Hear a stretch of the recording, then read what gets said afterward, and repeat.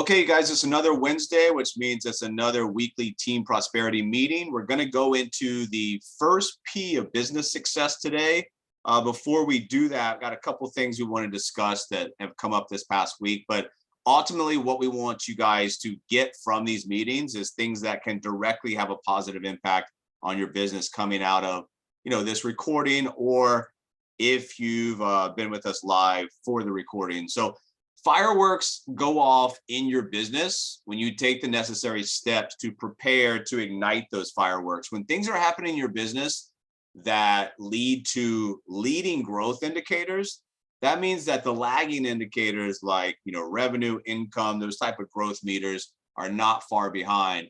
But in order to understand, and we talk about this continuously, what we want to accomplish on, like, let's say an annual or a yearly result basis, what we do this hour has a direct impact on that. So as we're training agents or creating agencies and training agents, we want to make sure they understand that we got to seize the moment. Time management, living in that 30-minute span, that hour span, whatever it might be, is so important to your business, bringing that action and activity, but also the intent as well.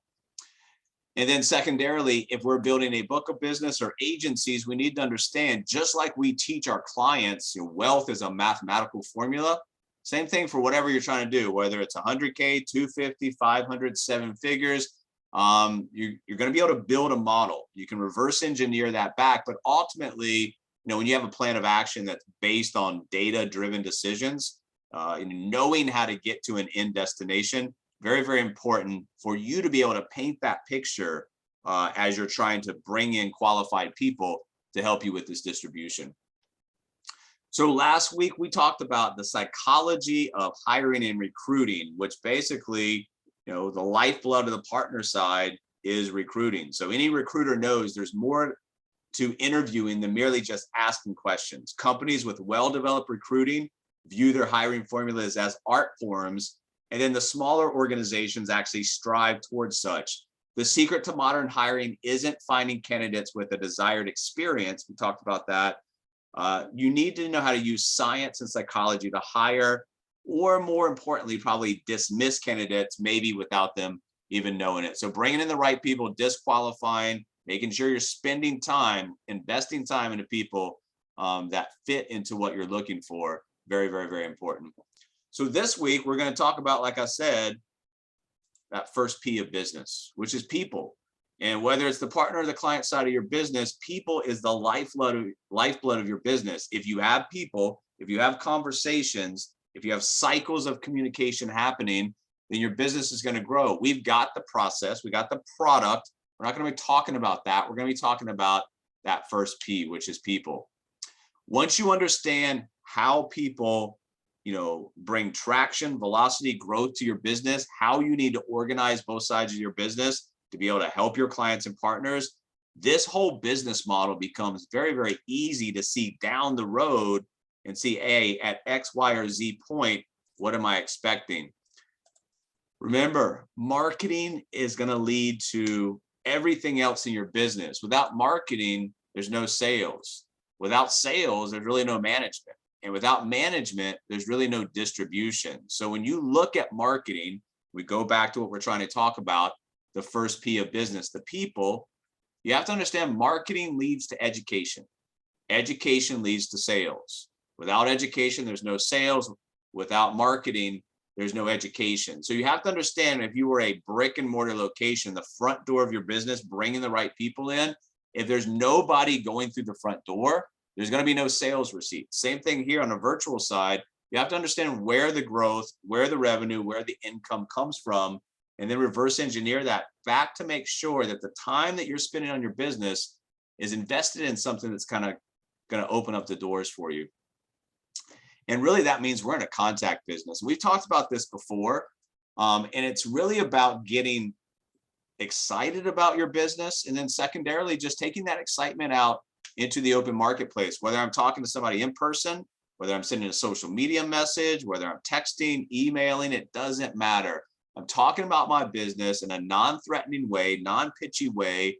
And sometimes that, we can use things that we've learned by, hey, I'm going to, especially in networking, if you're going to use that in your contact business, which you definitely should, we show interest in other people. And that gains general interest in what we do by showing that interest. So when you start to understand, and some of the people that we have in our agency are very good at that contact part of the business. Some are not. I will tell you that if you're not, it's a learned form. So you can, it's definitely not something that you're born with, but you can learn it. And the more you do it, the better you'll get. We don't need secret agents. So if you're out there becoming a undercover operative for your business, thinking your business is going to grow, nobody knows you're in business. You don't have a business. So understand that you can't make somebody open their mouth and talk about the business. But if they're unwilling to do that, everything that we offer on the backside is null and void. You have to grow your audience. And this is one of the main things that we teach. You got to build your audience. You got to engage your audience. And at the proper point in time, you've got to sell any part of your audience when it's appropriate. But growing your audience is so important to your business because you are going to get business by growing your audience. You can't get wealthy without connecting to other people. We talk about having connections. We talk about upgrading your network as the #1 rule of money. But the more people that the more deals will flow. The more people that you talk to about what you're doing, how you're doing it, more importantly, why you're doing it, how you're helping other people, the more deals start to flow in terms of general interest, book meetings, and end results. And that's really about raising awareness. So when you talk about your contact business, one of the things that we can do to speed up and to get more contacts coming in, get more conversations started, just to raise awareness. I like to raise the awareness that it is possible to get ahead.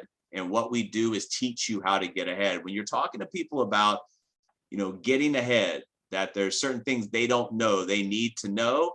That's what we talk about. Raising interest raises general interest in what you do. And that, comes from starting the conversation. Once again, this is something that if you're not good at, you can become better and you can end up mastering it. But you've got to learn how to start conversations with people. And you can't start it with these buzzwords. Yes, everybody wants lifestyle freedom, financial freedom, time freedom. But this sounds like a gimmick. This sounds like something that you're trying to get in front of somebody so you can extract money from them for a pipe dream. So what you have to understand is that you need to talk about real things that are happening. So when I'm talking to people about how to get ahead, I'm talking to them, hey, you're experiencing things right now. And if you look at the budget, look at housing, transportation, and food. If we're experiencing, inflation's always there. It's a hidden tax, but inflation's in the news. It's red hot. It's sky high right now.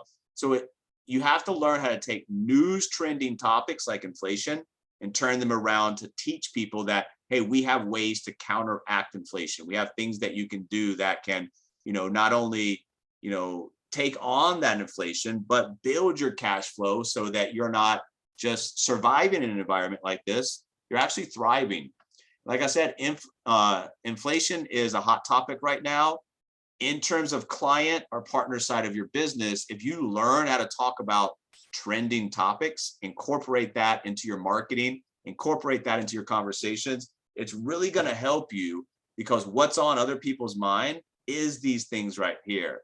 How am I going to absorb these rising costs? What am I going to do? How am I going to save for this, that, or other? I'm spending this much more on housing, transportation, and food.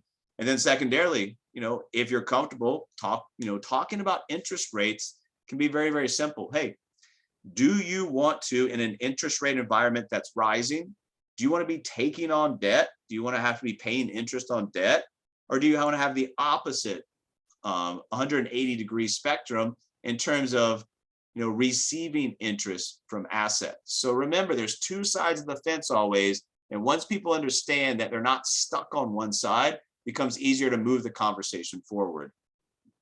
Facts, guys. When we talk about facts, we talk about numbers, but did people know this? When you're talking about, hey, did you know this or that? And whatever you're comfortable talking about that's involved with our business, that's involved with how money works, converting debt to wealth, all the things that we talk about, bring them up. One of the things that still people, I'm shocked at how many people still don't know, when you're talking about, hey, getting to an end point, if there's a number in mind that they need to get, for example, a successful retirement, do they know how to get there? Most people don't. Simple formulas. Remember, math matters, guys. So that rule of 72, they need to know, hey, if you're earning 8% rate of return, expect your money to double in 9 years. Now, the pitfall of that we also teach them is it doesn't work with negative numbers. This is always reinforcing some of the stuff that we have on our side to allow our clients to not fall in those typical pitfalls that other people do. And then also a great way to start a conversation to talk to people is ask their opinion. Hey, would you rather have this or that? Hey, would you rather have 400 grand for a house right now? Would you have 400 grand to invest in the stock market? Just get conversations open, ask for people's opinion, and then master the continuation part and the direction part of the conversation. Opening, continuing, and directing conversations is the 3 steps that you have to master, because that last step is directing them either to an endpoint if it doesn't make sense, or once again, we're always obsessed with the next action step. Another thing that you can use to start conversations and talk to people is, and this is a great disqualifier in my opinion, is does somebody that I'm talking to still feel the American dream is alive and well, or is it dead and buried? If they feel it's alive and well, they're just maybe struggling, they just don't know, maybe there's some things they need to incorporate to get there, that's great. I can help that person. They still have what I consider a growth mindset. On the other side, if they've got the American dream dead and buried, probably not a good idea for me to continue that conversation, because that fixed mindset is going to cause me problems at each point in what we call the conversion factors. Remember, if somebody has no retirement savings at all, why is that? Why is it that, close to, over 40% of the households of a certain age group, and they should be, getting a lot of assets in place for retirement, they have nothing? That's because they don't know how money works. They don't know the rules of the game. So part of what you're doing, part of what you're communicating to the open market is you have answers, you have solutions, you have education, and you have value that you can provide them. Because the 3 things that people really don't know about money: how to make it, how to save it, and how to multiply it. Those first 2, you have to understand in order to accomplish the third. The third is the most important, right? So how to multiply it. The parasitic relationships between, our clients and the financial institutions, systems, or banks, holds them back from a lot of this. And then there's 3 ways to create money. Salary, we're trading our time for money. Commissions and bonuses, which is performance-based. Our income from investing. When we're talking to people down here, guys, this is what we're trying to get to, because we understand and we help the outside public understand that one of 2 things happens. Someone ends up working. It's either you or your assets. And sometimes life deals you a hand where you can't continue to work. So if you can't work and you have no assets working, what type of standard of living is that? We teach people to retire with a standard of living that brings about a sense of dignity instead of what we see in the marketplace today. And we do that by, once again, an equation of converting debt to wealth and building assets, especially cash flow assets. We see the importance of cash flow assets right now in the marketplace versus like appreciating assets. You want to get held, or you want to get paid to hold the asset. That's why you want to be targeting specific types of people. When you target specific types of people, this whole pipeline of this whole pyramid for increasing your pipeline makes it a lot easier, because once you build that rapport, trust, credibility, a lot of the problems that you're going to see, you're going to preemptively know if you're dialed into a certain types of personas. And what that's going to do is allow the solution, the action step, to be repetitive and consistent. Remember, once you identify that customer's needs, it's all about the requirements to get them there. And once again, if you're talking to the same types of people with the same type of needs, the same type of goals, same type of requirements, you build a consistency in your language, it's easier to talk to these people. And then once you're able to do that, you can present a solution, and you can do so in a very confident and persuasive way. At the end of the day, remember, it's all about just reverse engineering what somebody wants. Where do they want to be? How are they going to get there? Are they currently anywhere on a path or an avenue to get close to getting there? What's it going to take to get there? And then how should they proceed? Reverse engineer. If people are willing to take the next action steps, great, we can help them. If they're not, time to move on. It depends on what they do today. You guys have to understand that the importance of the moment that you're spending with people, it depends on, what they're doing right then and there with you. The action steps, the decisions they make today are going to turn into reaching their goals or not reach their goals. So when you're looking at a situation, when you're talking to people, there's two ways I want you to kind of analyze this. I'll reverberate verbally and I'll ask them, hey, let me ask you a question. What do you have to gain by going this route? What do you have to lose by going this route? And then secondarily, what if you do, what if you don't? So I'm, talking to potential clients about this. On the other side, when I'm evaluating solid partnerships, I'm asking myself internally, hey, what do you have to gain from this? What do you potentially have to lose? What if you do, what if you don't on this partner? Always evaluating. You want to make the best possible decisions for yourself and your agency, and especially on the client side, those typical things like, well, hey, I'm going to do this on my own, or I'm going to try some of this. You have to understand, and you have to help them understand they've been doing it on their own up to that point. So once again, whether it's client problems, partner problems, up to this point, that's what you have been doing. How's that working out for you? Because the money that we make is basically a scoreboard. So how are we doing against other people? If we're not doing well, it's not a prison sentence. It just means that whatever we've been doing up to that point isn't working. Let's not take the same route and expect different outcomes. Let's take a new route and actually create new outcomes, because we have to, master our money or become a slave to it. So once again, who's going to end up working? Is it us or our assets? When we start learning how money works, start implementing those rules that we now understand into our financial plan, we're going to map out something, a desired lifestyle that we actually want, with a step-by-step action plan to get there. Because nobody ever wrote down a plan to be broke, fat, lazy, or stupid. Those are the things that happen when we don't have a plan. So having no plan of action, especially going forward with where our country is economically, the amount of debt that we owe as a country, all of these things, it's imperative now. Financial wellness in the past may have been seen kind of like as a luxury, nice to have item. Going forward, financial wellness is a must have, guys. And once you start to understand that, a lot of people are concerned about money, but few of them truly understand about how money works. So if you don't learn how money works, you're going to spend the rest of your life working for it. So understand the mission-based, getting addicted to helping people, understanding that the first P of business is the people. If you get addicted to helping people, the money's going to come, I promise you. So when you're talking to people, some of the buzzwords, I teach people how money works. I teach people how to get their money right. I teach people that money is part of life. Money is choices. Money is a mental game. Money starts with mindset. That a lot of people out here are experiencing what we call financial sickness. So when you approach the marketplace with a cure, you shouldn't be timid about approaching with that cure, because the stats back it up. Just a few years ago in 2019 alone, not knowing how to manage personal finance cost Americans more than $307 billion. Think about if that money was rerouted back to retirement accounts, or paying down their houses, or becoming debt free, than just being wasted. Makes a big, big difference what we do.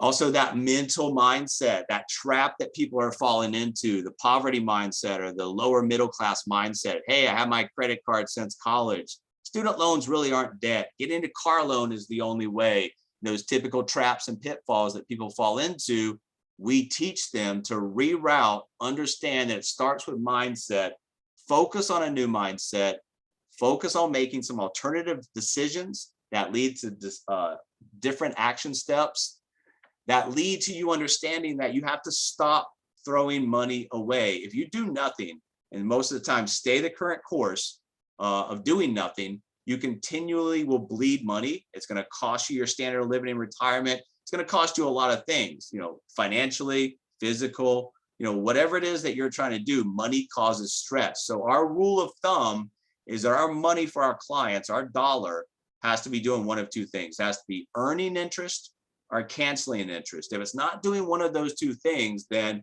our money's asleep. which means somebody else can use it, which is the basic course that most Americans are on dealing with financial institutions.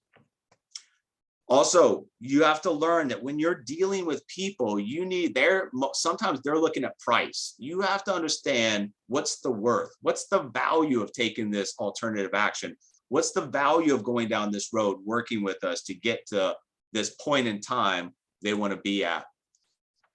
And then you have to help them understand that, when they're caught, temporarily in that fixed mindset, looking at price, thinking about what they have to lose, there's questions to kind of hockey check them. Hey, if this was free, would you commit to start using it today?